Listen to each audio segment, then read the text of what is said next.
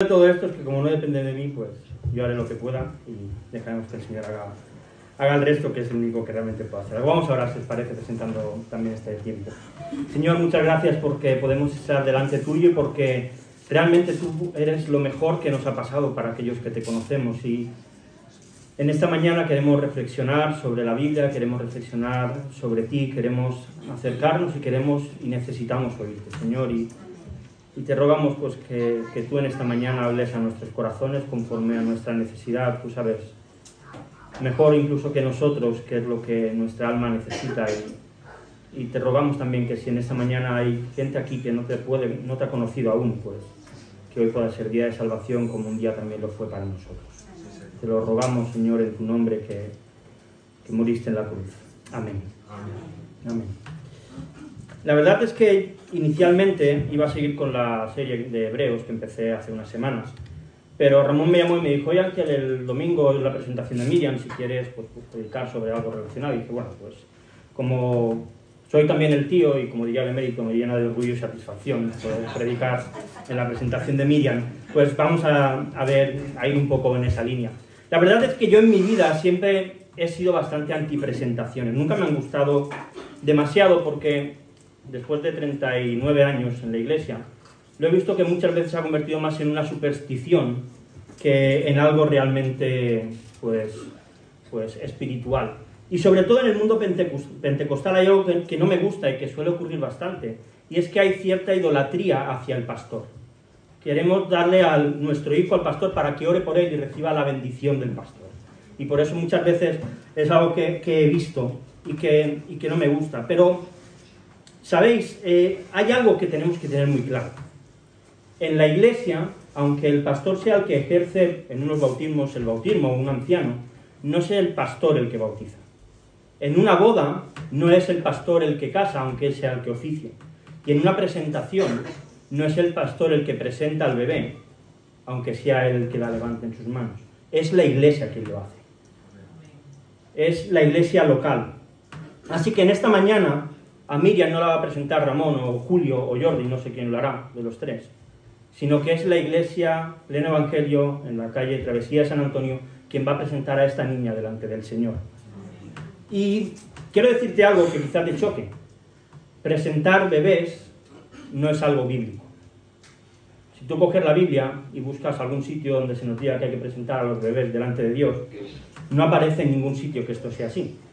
Vemos, algunos dicen, no, pero espera, porque Ana cogió a su hijo Samuel y lo llevó al sacerdote y lo entregó al templo. Bueno, yo creo que Ramón y Priscila, cuando os vayáis, os vais a llevar a Miriam, ¿verdad? ¿No la vais a dejar aquí? No es el mismo caso, se la van a llevar. En ese caso, Ana estaba entregando a su hijo al servicio de Dios en el templo. Así que este no es un ejemplo de que tengamos que presentar niños. Hay otros que dicen, bueno, pero es que Jesús cuando nació, sus padres fueron al templo, pero eso era parte de la ley que Dios le había dado a Moisés, en la cual cuando una mujer daba luz tenía que ir a ofrecer una ofrenda de purificación. Así que tampoco es el caso que tenemos. Ahora bien, que algo no sea bíblico no quiere decir que sea malo. Lo malo es lo antibíblico. Malo sería que ahora todo el mundo nos pusiésemos a hablar en lenguas, cuando Pablo dice que lo hagan 2 o 3 y en orden y con calma. Eso es antibíblico.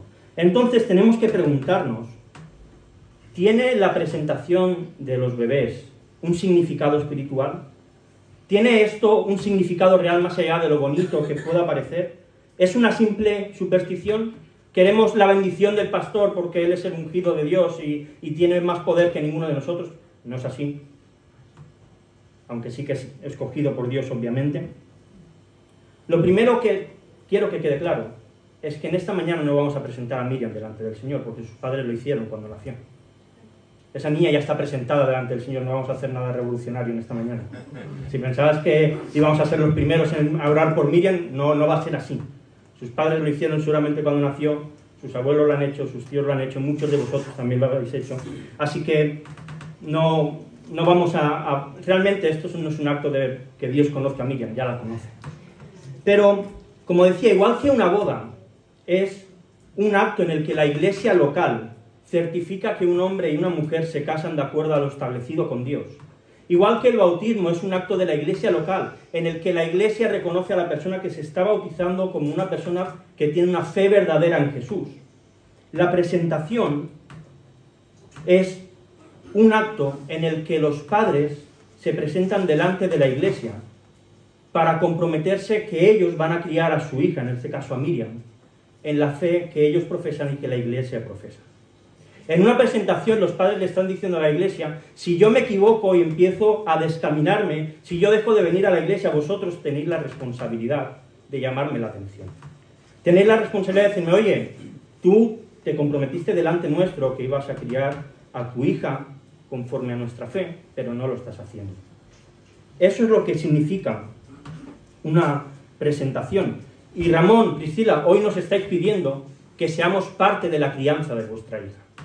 Que seamos parte del trabajo de guiarla, de ayudarla a crecer y de encaminarla en el camino del Señor. Y esto no quiere decir que cuando la niña y yo le vayamos todos a Priscila o a Ramón a decirle lo que tiene que hacer. Porque los padres son ellos y porque los consejos que yo le pudiese dar no les valen porque Vega y Miriam son totalmente distintos. Miriam está en los cultos y está callada ahí y no se le oye. Vega no ha dormido en ningún culto desde que nació, ni de bebé. Así que guardémonos a veces nuestros consejos para nosotros, porque cada padre y cada madre conoce a su hijo y a su hija y sabe lo que necesita en cada momento. No nos están pidiendo eso, nos están pidiendo que en el caminar espiritual de Miriam les acompañemos y estemos a su lado.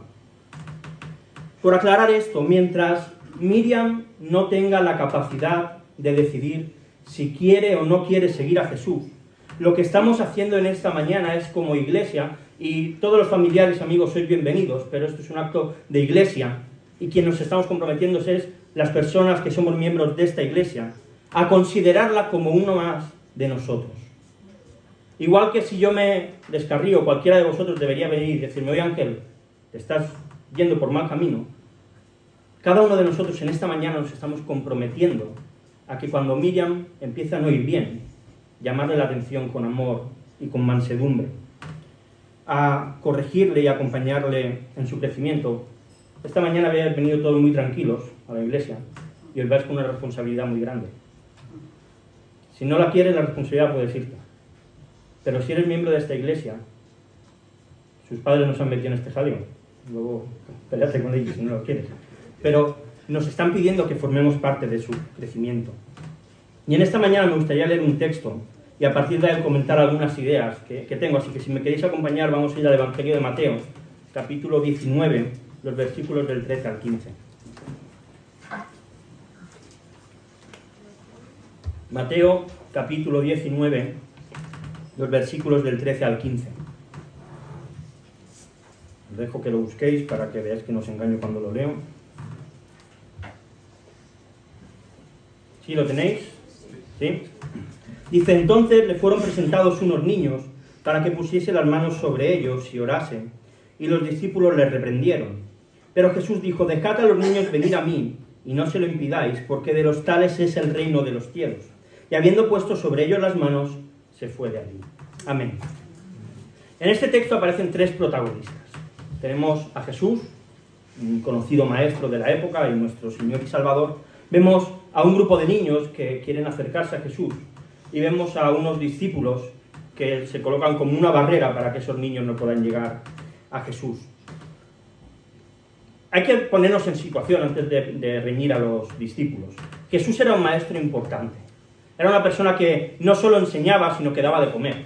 Con lo cual había mucha gente que se acercaba a él porque tenía mucho que dar. Si te dan de comer, si te sanan, pues obviamente todo el mundo quiere ir a esa persona. Así que era normal que los discípulos intentaran, pues, no permitir que todo el mundo se acercara a Jesús, hacer una especie de selección para eso. Y ahí es cuando llegan esos niños.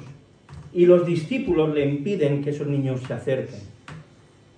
Y Jesús les dice, oye, discípulos, aún no habéis entendido muchas de mis cosas. Dejad que los niños se acerquen a mí y no se lo impidáis. Yo creo que todos estamos de acuerdo, y espero que así sea, que los discípulos hicieron mal, ¿verdad? ¿Sí? ¿Estamos de acuerdo? ¿Sí? Vale. Pero, ¿sabéis? Creo que muchas veces tú y yo somos como los discípulos. Creo que muchas veces tú y yo somos barreras para que los niños se puedan acercar a Jesús. Y también me imagino que ninguno de nosotros queremos ser barreras para que los niños se acerquen a Jesús, ¿verdad? Sino todo lo contrario. Y me gustaría en esta mañana ver 3 impedimentos que podemos poner en nuestra iglesia para que los niños se acerquen a Jesús, y luego 3 impedimentos que cada uno de nosotros como padres, tíos, abuelos, primos, lo que seamos, podemos poner para que nuestros hijos en nuestras casas se acerquen a Jesús. El primer impedimento que creo que podemos poner a los niños es hacerles sentir que molestan. Un niño es un niño, y un niño se mueve, un niño corre, un niño grita, un niño llora, un niño hace ruido, y son molestos a veces, es verdad. Y eso quiere decir que los padres tenemos la responsabilidad de intentar controlar a nuestros hijos para que esto no sea un caos. Pero no podemos amordazarlos, es imposible.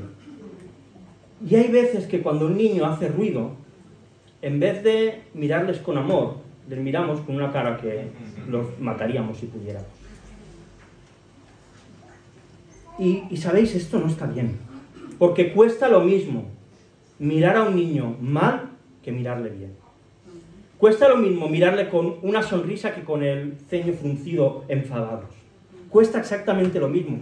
Y mirad, hay una tendencia cada vez más grande, sobre todo en las iglesias muy grandes, en que la iglesia tiene su culto de alabanza, de adoración, de predicación y demás, y luego se hace un culto para los niños, para que ellos tengan allí su espacio, para alabar al Señor, para cantar, pues tienen sus actividades y sus cosas. Y aparentemente puede ser algo bueno, ¿verdad? Le estamos dando a los niños su espacio.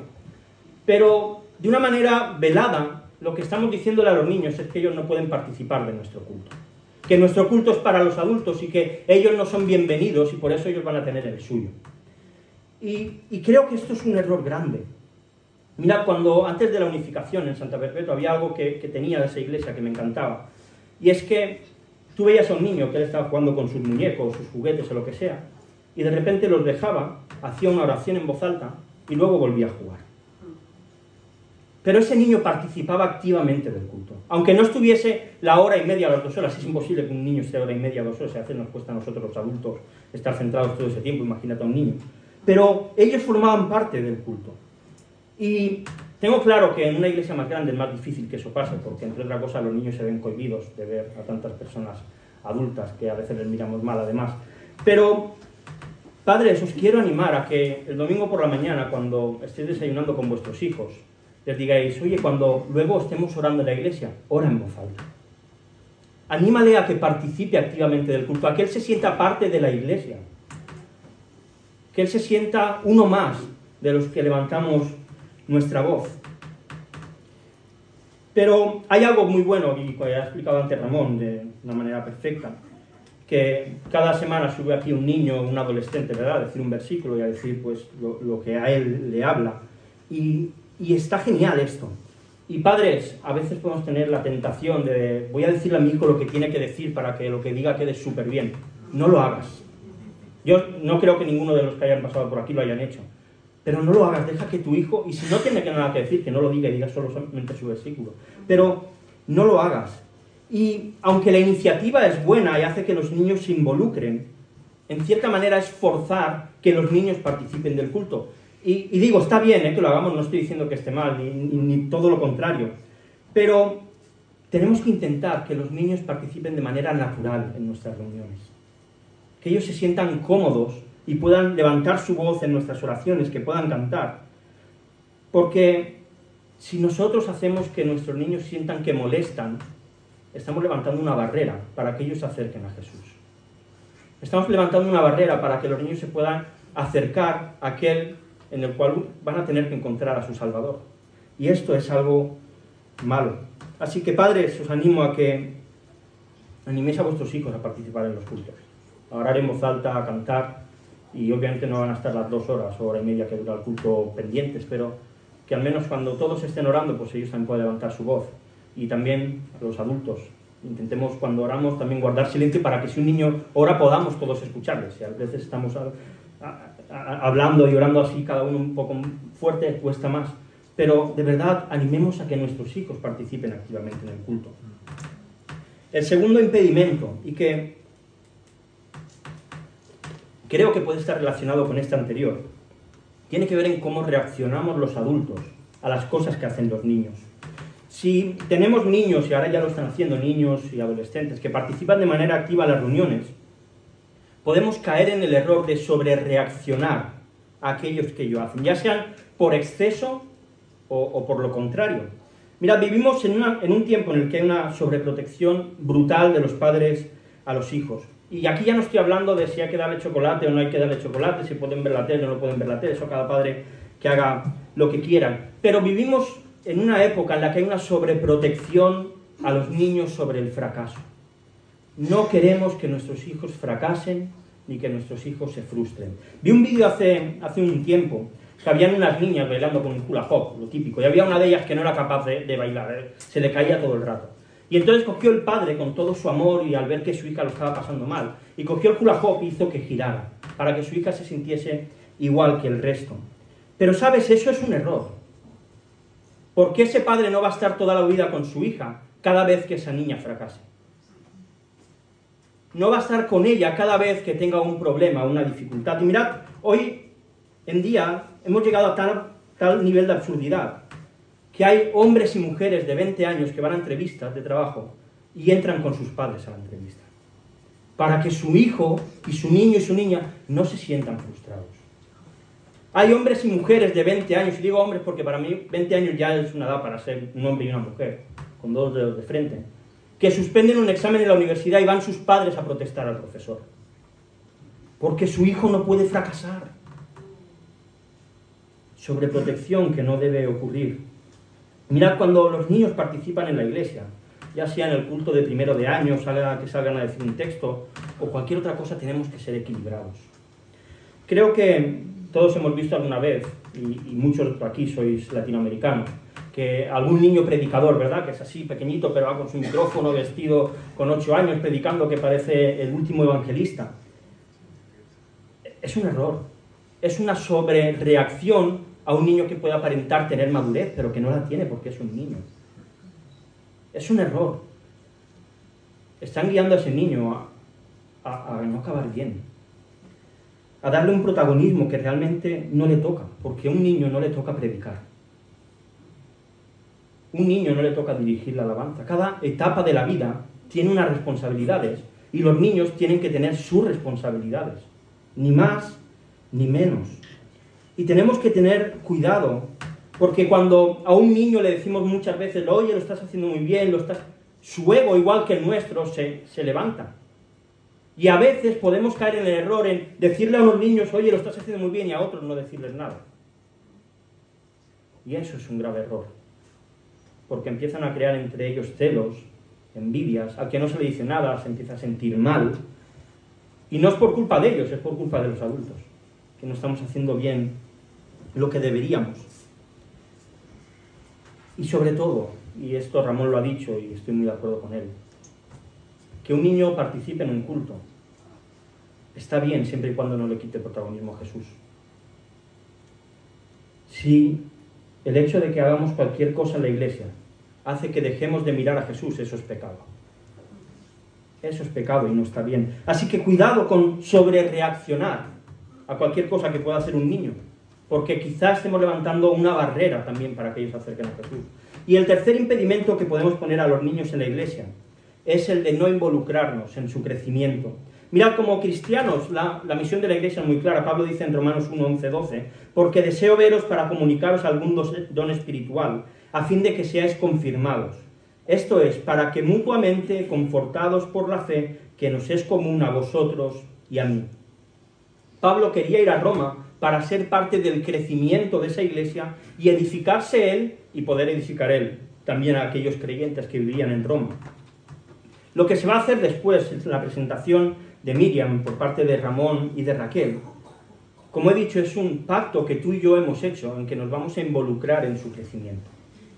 Es un pacto en el que tú y yo nos involucramos y nos comprometemos a que vamos a estar al lado de Miriam durante todo su crecimiento hasta que sea adulta. Y además sus padres nos están pidiendo que lo hagamos.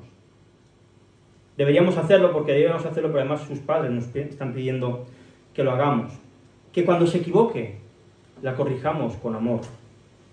Que si sus padres dejan de venir a la iglesia, nosotros les llamemos la atención, le digamos, oye, esto no es lo que quedamos, esto no es lo que tú nos pediste.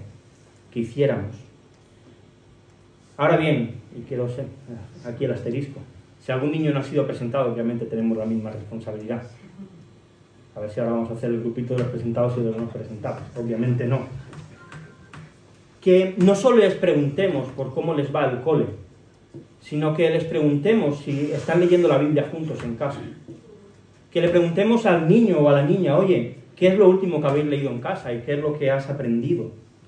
Que hablemos con Miriam y le hablemos de lo importante que es Jesús, de la importancia del arrepentimiento, del perdón de los pecados. Mirad, iglesia, tenemos la obligación de involucrarnos en el crecimiento de los niños. Esto no es venir aquí el domingo un ratito y me voy a mi casa, no es venir aquí el jueves un ratito y me voy a mi casa. Tenemos responsabilidades. Y la responsabilidad es la de involucrarnos en la vida de los unos de los otros y también de los niños. Porque si no lo hacemos, Dios nos pedirá cuentas. Y nos dirá, ¿por qué no te preocupaste de aquel padre que dejó de ir a la iglesia y por eso su hijo ya no vino más? Dios nos lo va a reclamar, porque es nuestra responsabilidad. Y mira, alguno dirá, bueno, pero para eso está la escuela dominical. Sí, por supuesto, la escuela dominical hace un trabajo increíble, que pocas veces valoramos. Pero es responsabilidad de cada uno de nosotros, de cada adulto de la iglesia, el preocuparnos por los niños. Así que 3 impedimentos que podemos, por tanto, hacer en la iglesia que hagan que los niños nos acerquen a Jesús. Primero, hacerles sentir que molestan. Segundo, sobre reaccionar a aquellas cosas que ellos hacen. Y tercero, no involucrarnos en su crecimiento. Pero dejadme ver ahora también 3 impedimentos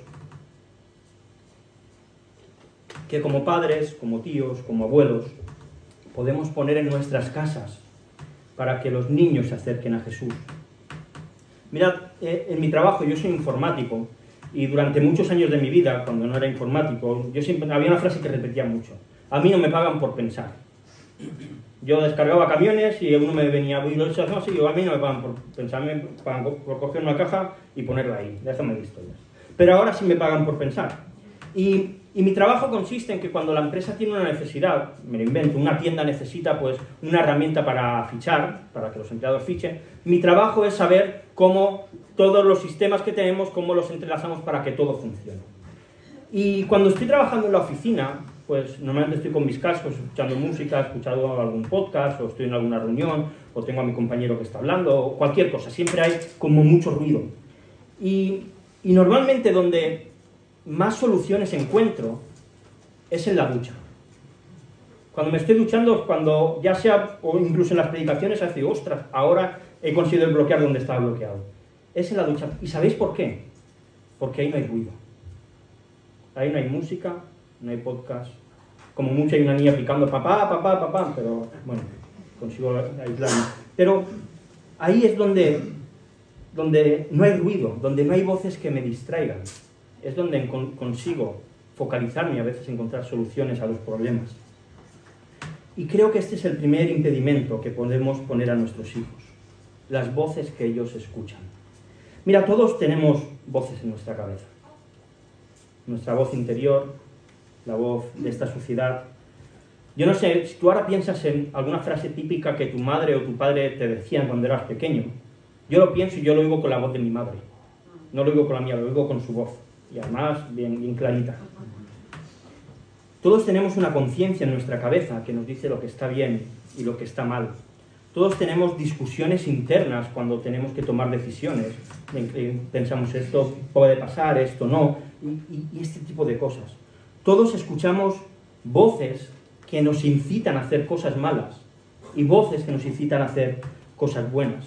Y esas voces a veces no podemos controlarlas, simplemente aparecen en nuestra cabeza esos pensamientos, esas ideas, y no podemos controlarlas y a veces nos llegan a controlar a nosotros mismos. Pero aparte de todas estas voces, hay muchas más voces que nos hablan cada día. Lo que leemos en redes sociales, cada día escuchamos a cientos y cientos de personas en Instagram, en Twitter, en tu red social favorita, en TikTok. Cuando vemos la tele, cuando vemos una película, cuando vemos una serie, son voces que nos están hablando a nuestro oído, a nuestra cabeza. Cuando escuchamos música, son voces que nos hablan. Cada día escuchamos muchas voces. Y nuestros hijos cada día escuchan muchas voces. Muchas voces. Horas y horas en el colegio escuchando voces. horas y horas en casa escuchando voces. Horas y horas en el coche, con la radio puesta, la música, lo que sea, escuchando voces. Dibujos animados, más voces. Y mirad que hay voces que no podemos controlar, que están ahí. No podemos controlar que a nuestros hijos le hablen en el colegio, porque van allá que les eduquen y les van a decir cosas con las que no estamos de acuerdo. Pero la cuestión es qué hacemos con aquellas voces que sí podemos controlar. Si yo me plantara mañana a las 7 de la tarde en tu casa y te picara el timbre, lo primero que me dirías es ¿qué haces aquí, Ángel? Normal. Pero si yo entrara adentro, ¿cuál sería la voz que escucharía en tu casa? ¿Qué voces serían las que estarían allí hablando? Mirad, cuando Dios le dio la ley a Moisés, le dio una instrucción. Dice Deuteronomio 6, del 4 al 9. Oye Israel, Jehová nuestro Dios, Jehová uno es. Y amarás a Jehová tu Dios de todo tu corazón y de toda tu alma y con todas tus fuerzas. Y estas palabras que yo te mando hoy estarán sobre tu corazón, y las repetirás a tus hijos, y hablarás de ellas estando en tu casa, y andando por el camino, y al acostarte, y cuando te levantes. Y las atarás como una señal en tu mano, y estarán como frontales entre tus ojos, y las escribirás en los postes de tu casa y en tus puertas. Y ahora añado yo, y las palabras de Dios estarán en tu lista de Spotify, en la radio de tu coche y en los vídeos que ves en YouTube. Y en aquello que ves en la televisión. Mirad, como padres, abuelos, tíos, somos responsables de las voces que escuchan nuestros niños. Somos responsables. No podemos pretender que una hora de escuela dominical a la semana combata cientos de horas semanales de mensajes anticristianos. Es imposible. Es imposible. Es imposible. Y les dejamos que vean TikTok, que vean lo que quieran en YouTube, que vean lo que quieran en Disney. Jesús tendría que ser el tema central de las conversaciones de nuestra casa. Jesús debería ser lo que sonara en nuestro coche cuando vamos de un sitio a otro. Jesús debería ser lo que sonara cuando ponemos YouTube. A veces decimos, bueno, pero es que no hay que forzar las conversaciones porque no hay que forzar a hablar de Jesús. Mira, es mentira eso. El tema central de nuestra vida debería ser el Evangelio. Ese debería ser lo que más nos importara. Las situaciones que compartimos en nuestra casa. Cuando tu marido, tu mujer, tu hijo te viene y te cuentan algo, siempre debería ser la conclusión. Jesús nos diría que hagamos esto. La Biblia nos dice que tenemos que hacer esto. Lo que a Jesús le gusta es esto. Esas deberían ser nuestras conversaciones. Y si no somos capaces de encontrar nexos entre nuestras situaciones de la vida con el Evangelio no significa nada para nosotros. Es más que un conocimiento y una creencia y nada más. Pero el Evangelio tiene que gobernar nuestra vida. Si permitimos que en nuestras casas hayan muchas voces, entonces nuestros hijos y nosotros nos iremos separando de Dios. Seguiremos viniendo a la iglesia, no estoy hablando de la iglesia. Nos iremos separando de Dios.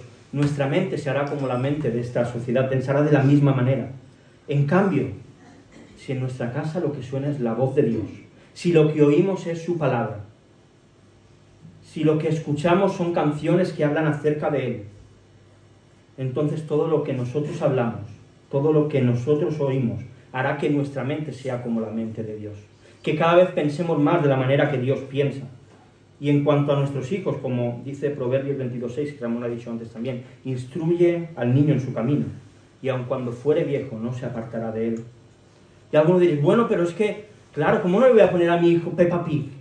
¿Cómo no le voy a poner Dora la Exploradora? Mira, YouTube está lleno de dibujos cristianos, que hablan y presentan historias bíblicas. Está lleno de música cristiana para los niños, no hay excusas. Y si no conoces, yo luego te digo unos cuantos. Hay historias, hay dibujos animados que cuentan la historia de Jesús. Si le ponemos otra cosa es porque nosotros queremos. Así que, si permitimos que nuestros hijos escuchen muchas voces, estaremos levantando una barrera para que ellos nos acerquen a Jesús.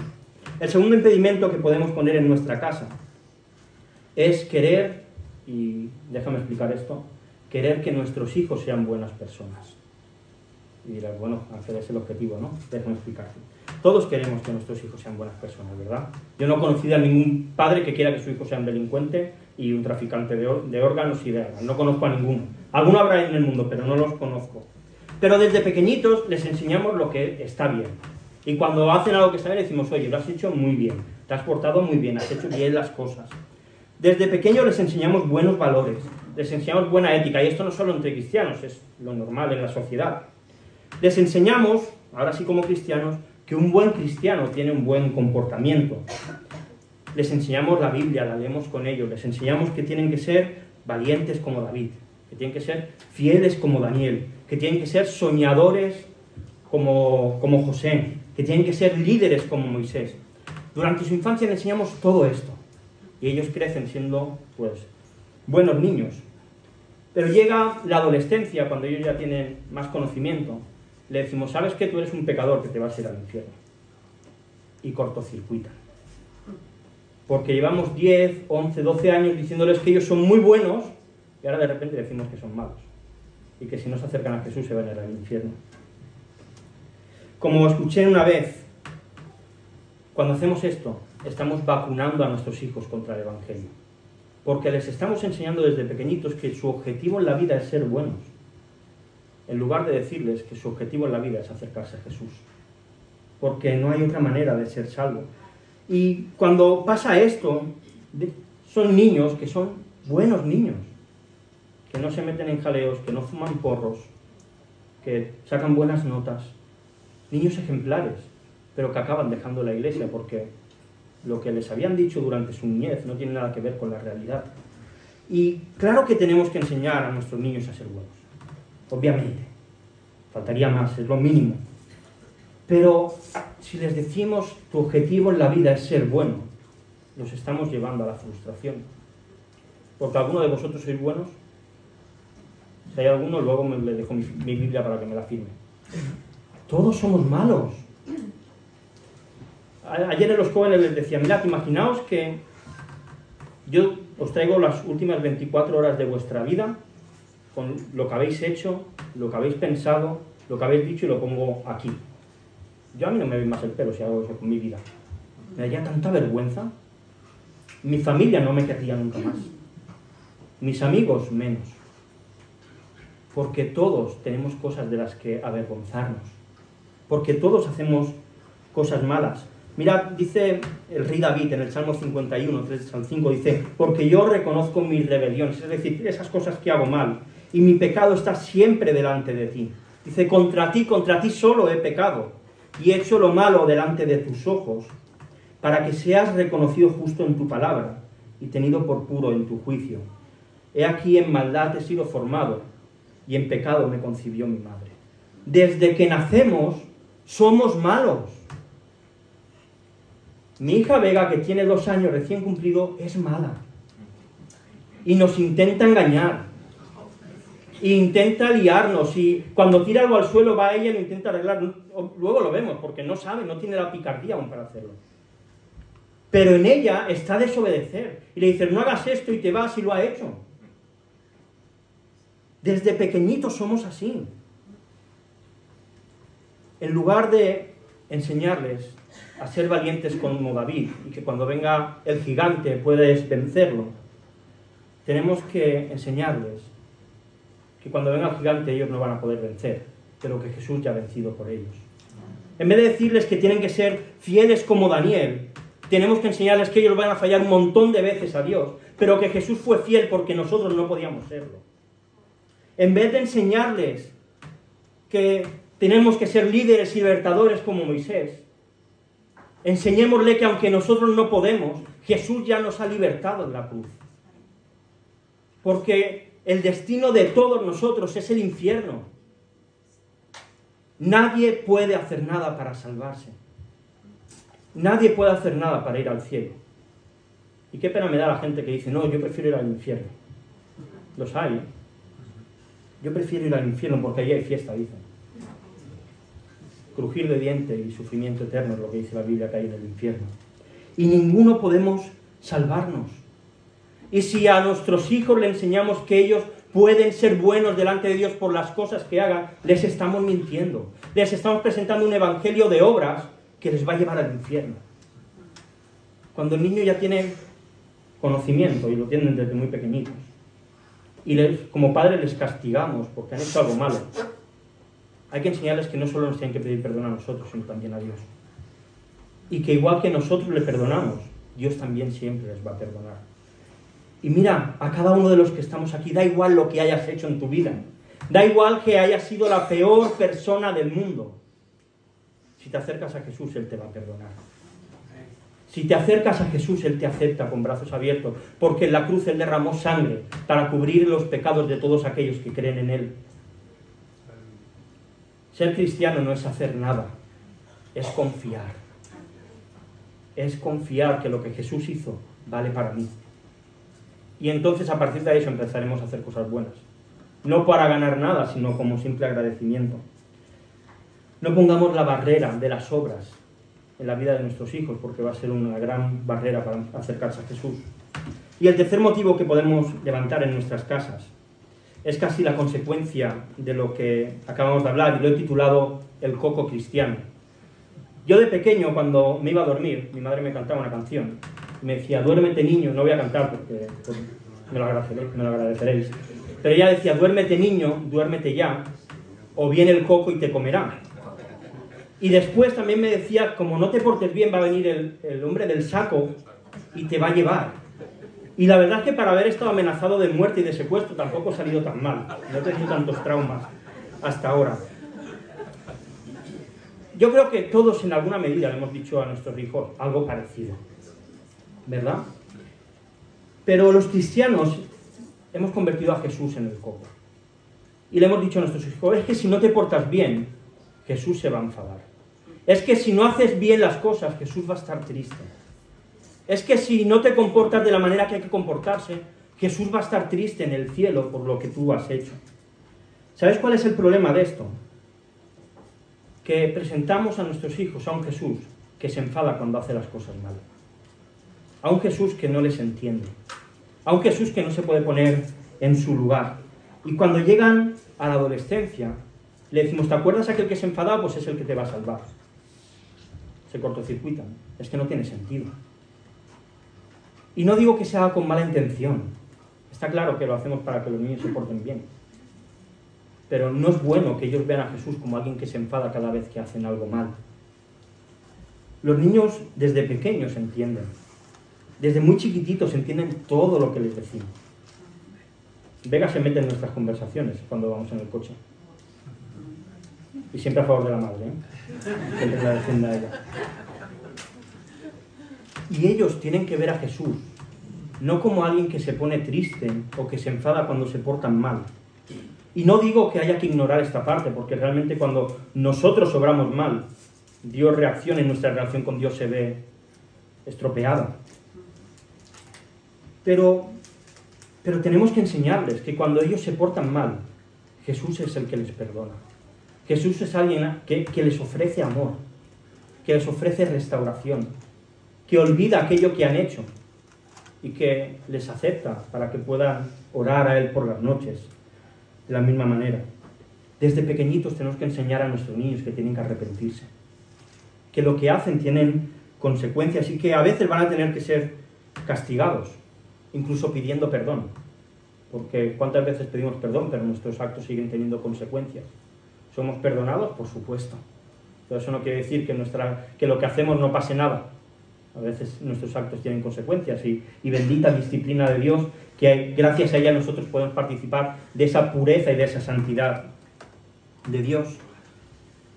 Porque si como padres solamente presentamos a un Jesús que se enfada, estamos levantando una barrera.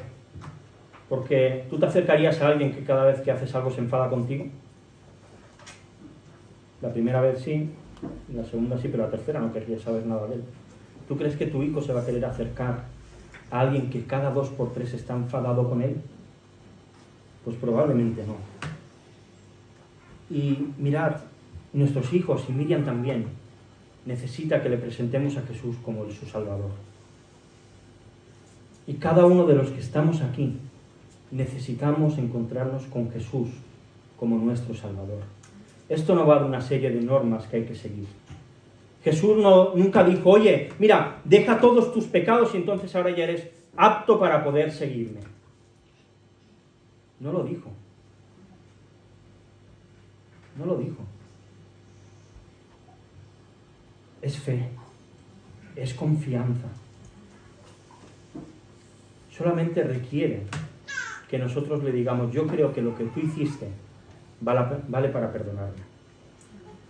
Y luego, por lógica y por sentido común, cuando alguien te hace un favor muy grande, no es normal que tú vayas en contra de esa persona. Si Jesús te ha hecho el gran favor de salvarte, ¿cómo no vas a hacer cosas buenas? ¿Y cómo no vas a hacer aquello que Él quiere que tú hagas? Pero es la consecuencia, no es el motivo. No nos salvamos por hacer cosas buenas, sino que porque hemos sido salvados empezamos a hacer cosas buenas. Y aún así seguimos haciendo algunas malas. Y a nuestros hijos hay que enseñarles desde pequeñitos la importancia del arrepentimiento.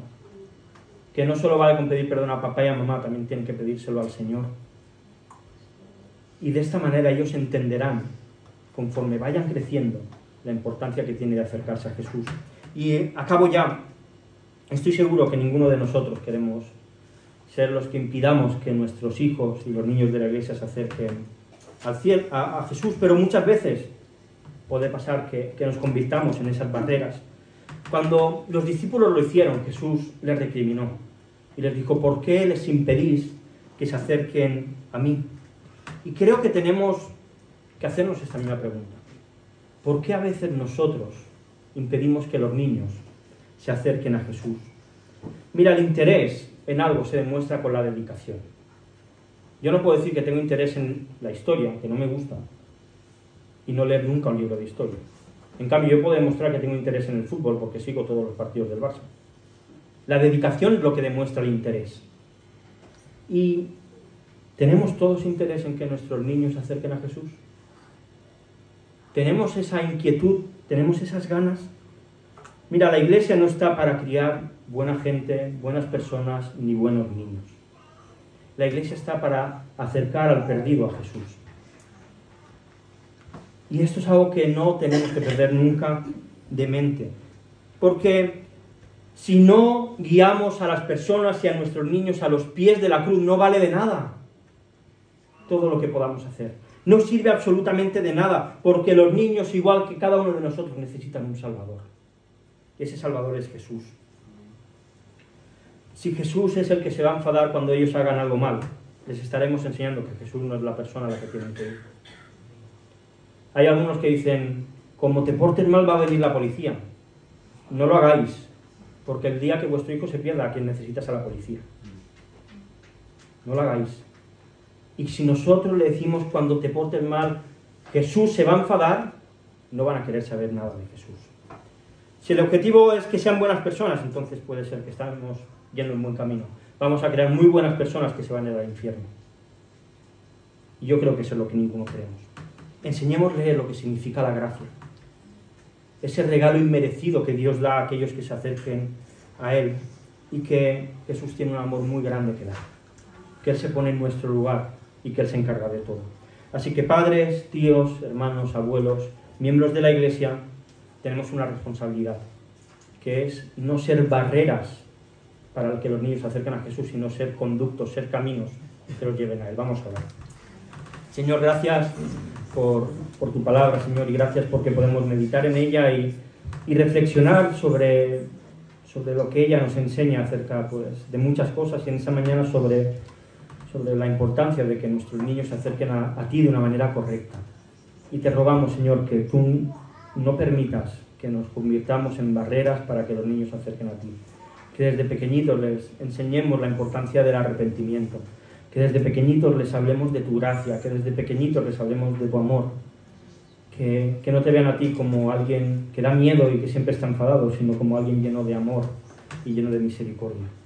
Y gracias, Señor, pues en especial en esta mañana por Miriam.